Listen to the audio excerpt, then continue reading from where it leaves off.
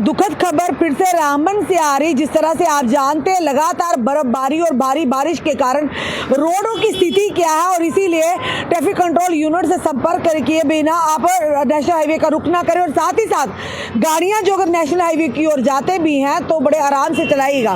फिलहाल 2 दिन पहले की अगर बात करें, एक दिन ऑयल टैंकर फिसल गया, एक दिन ट्रक जो कि सड़क पहाड़ के साथ टकरा गया। कल की अगर बात करें, कल भी हमने खबर दी कि किस तरह से एक वाहन गहरी खाई में गिरा जिसमें यानी कि कुछ लोगों की मौत होगी। यही खबर, इस तरह की खबर एक रामबन से फिर से आ रही है कि सड़क हादसे में 2 लोगों की जान चली गई है।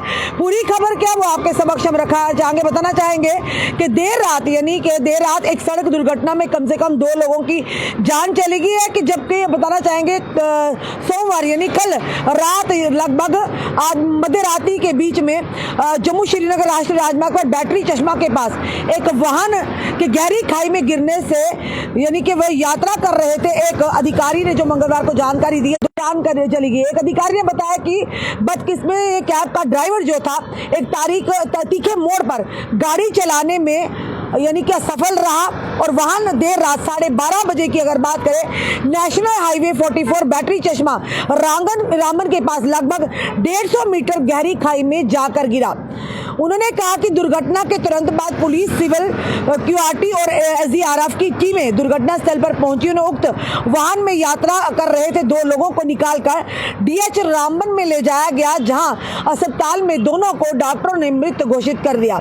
मृतकों की पहचान बताना चाहेंगे हकमदीन पुत्र अब्दुल रहमान उम्र लगभग 25 वर्ष और साथ ही साथ तारिक अहमद पुत्र अब्दुल रशीद उम्र लगभग 32 वर्ष, दोनों ग्राम दलवा संदलदान गुल जिला रामबन के निवासी थे।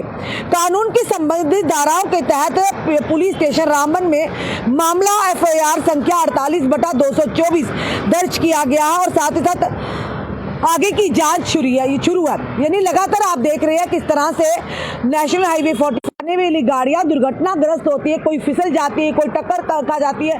क्योंकि इसीलिए लगातार लोगों को सलाह दी जाती है कि इस मौसम में या तो नेशनल हाईवे 44 की तरफ जाने से परहेज करें बिना जरूरी काम के, या फिर अगर जाते भी है गाड़ियों को आस्ते धीमी गति से चलाएं ताकि आप किसी परेशानी ना पड़े, आपकी जान पर ना बनाए। पिछले कुछ दिनों से लगातार ये घटनाएं सामने आ रही है। कभी गाड़ी फिसल जाती है, कभी पहाड़ के साथ टकरा जाती है, कभी कोई हादसा पेश आ जाता है। तो इसी तरह से ये भी हुआ कि हो सकता है कि गाड़ी यानी बर्फबारी होने के कारण सड़क पे फिसलन हो, जिसके कारण गाड़ी जो 150 मीटर खाई में गिरी और जिसमें 2 लोगों की जान चली गई।